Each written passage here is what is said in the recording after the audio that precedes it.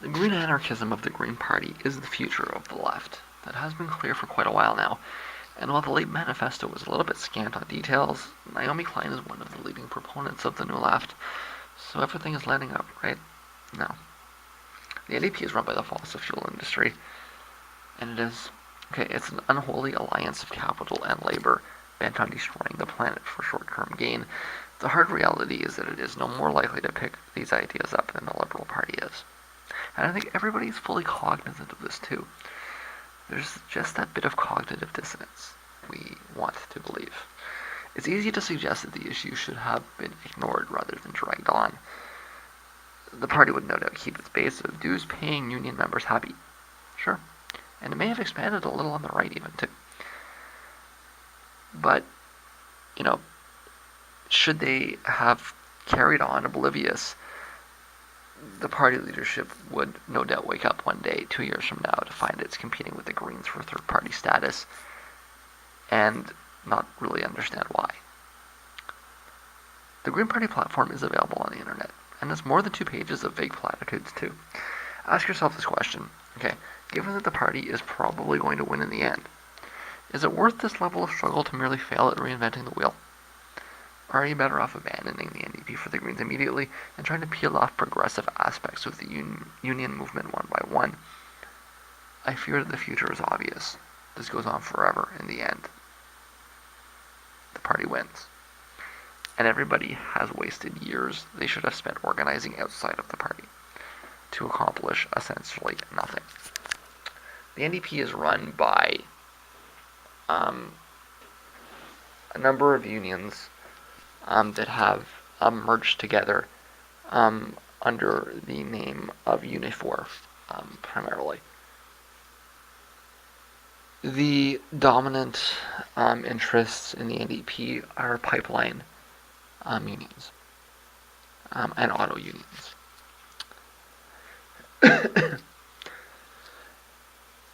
They may have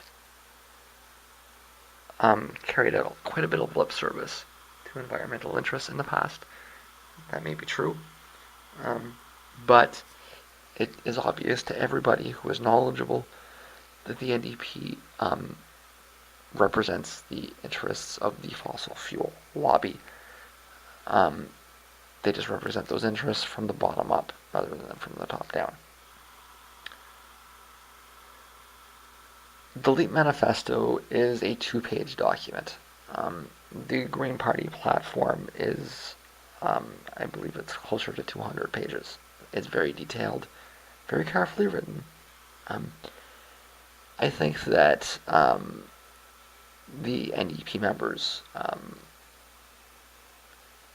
will need a lot longer than 2 years to come up with something that's at all comparable to the Green Party platform. And when they do, it's not going to be clear why they bothered. But of course they won't, because the leadership is driven by the fossil fuel interests. It is probably going to require the party to break in half, one way or the other. If through some,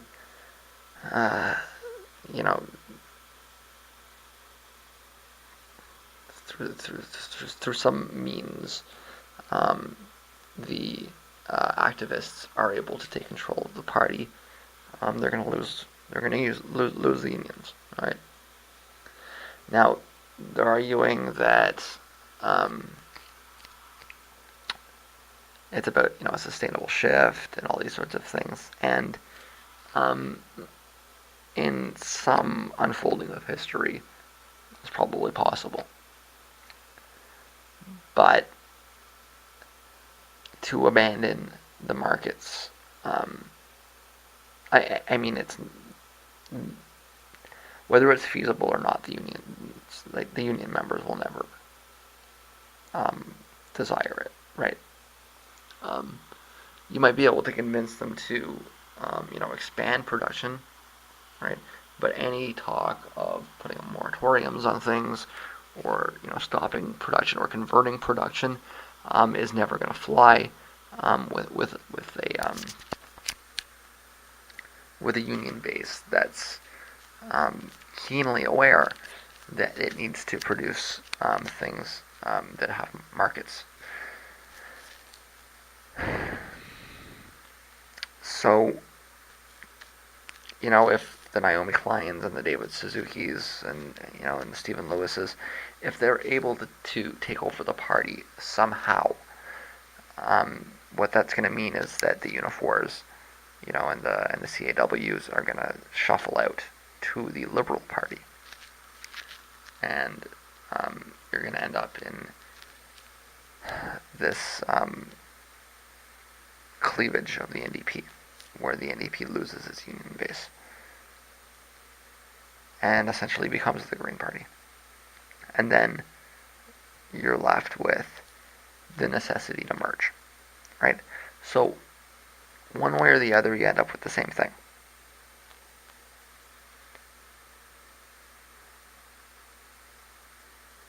The idea that you can take control of industry is probably a pipe dream.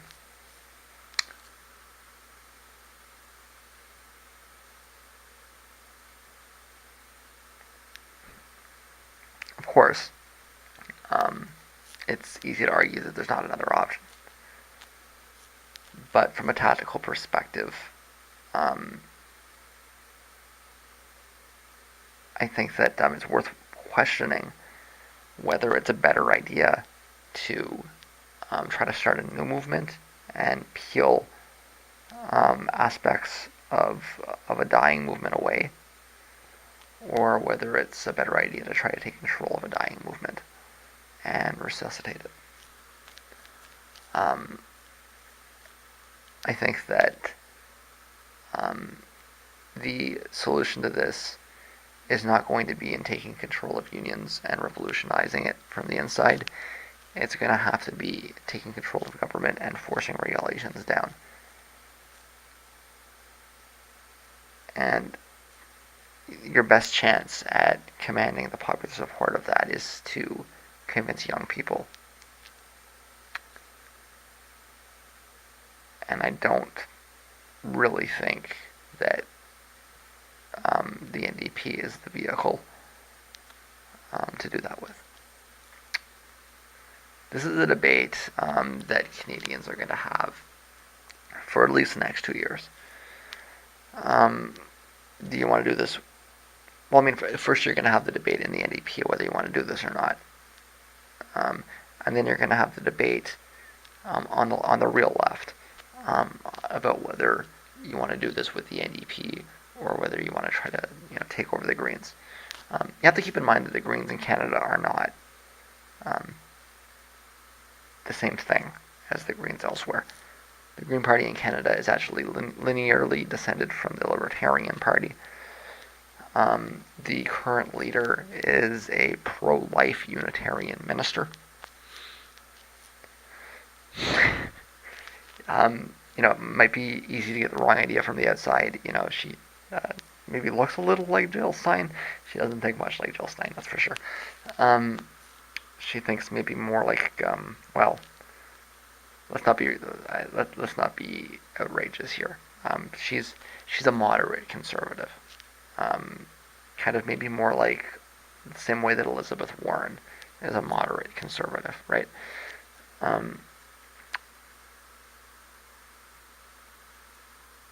But she's not the answer either, right? In fact, she's a smart, capable woman, but her personal politics are definitely in the way of the Green Party,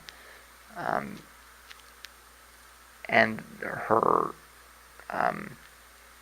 it's not just her, but the whole party's bent towards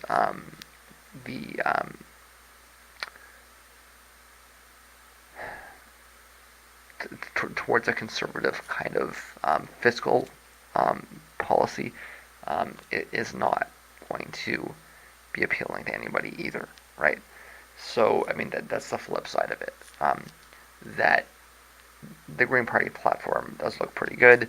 Um, it's the platform is several degrees to the left of its membership, right?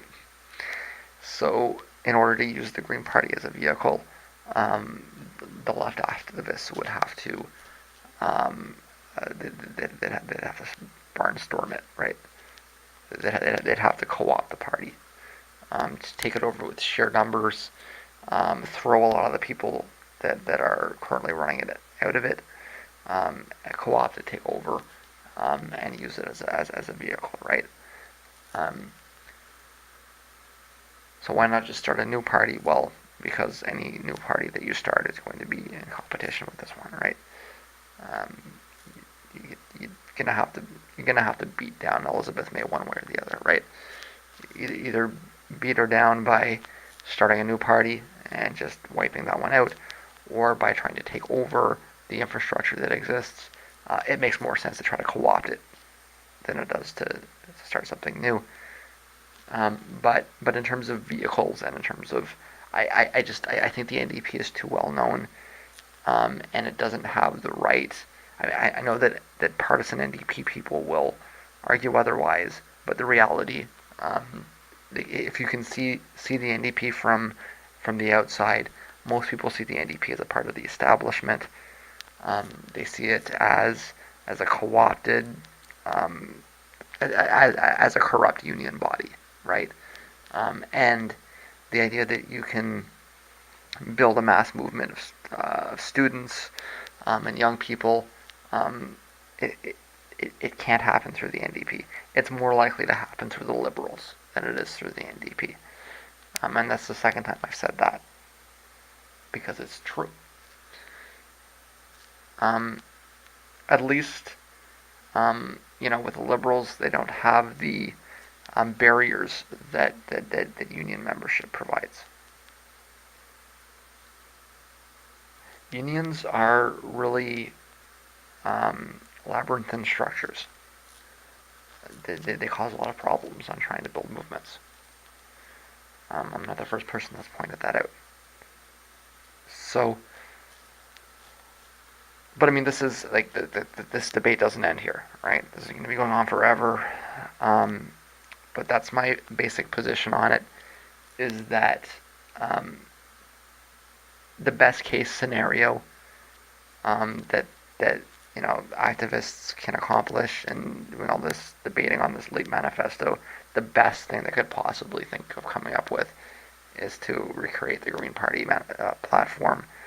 And even if they can do that, the chances that they're going to get party leadership to adopt it are essentially nil. And they're really just setting themselves up for a lot of frustration. It really, I think, would be better if they were to abandon the party and seek to work with the Greens instead. I've been through this elsewhere, but I think that this is indicative of a broader shift. I mean, when I go through this whole, Hegelian thing, the industrial period is over. And if we're to follow the ideas that they're presenting, it's kind of about moving out of the industrial period, right? It's in some ways a roadmap for a post-industrial economy, right?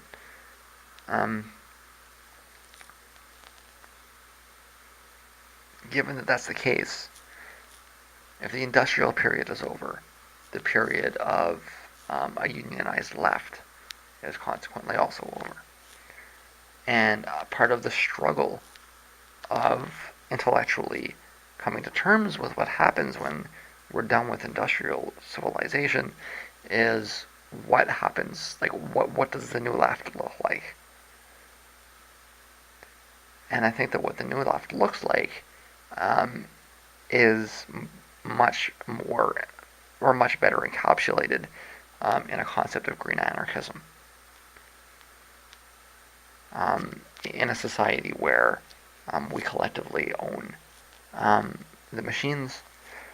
Um, we run them in a way that's clean and sustainable, but we're not concerned about things like wages and jobs anymore. We're concerned about how to get the electric trains to run on time, right? And I think that inherent in that technological shift is the decline of I mean, we've seen the decline of unionism, but not just the decline of unionism, but the decline of union politics. Um, the union as a political entity is spent, and with that needs to come the end of unionism as a political force. I think that the higher ups in the NDP are entirely aware of this.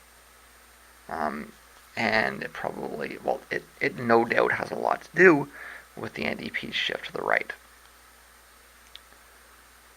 They could see very clearly that the days of a union-backed NDP were over, and so what do? Well, they tried to become a new liberal party. And now you've got these people kind of pulling to the other side and saying, no, we don't want to be a new liberal party, or even a new conservative party. Let's try to recreate a concept of the left. And I think that that's a big part of what this is. Okay? But I don't think it happens in the vehicle that was designed for the Union era. I think it happens in the vehicle that's designed for the modern era and moving into the future era. And I think that that is probably the Green Party in Canada. So, I mean, that's my two cents. Again, to be clear, that means massive co-option of the Green Party. It means not joining the Green Party so much as crashing the Green Party. But I think that that's the way to do it. And for what it's worth, I should point out that I've been saying this for a long time. Certainly before the manifesto was released, before the last election,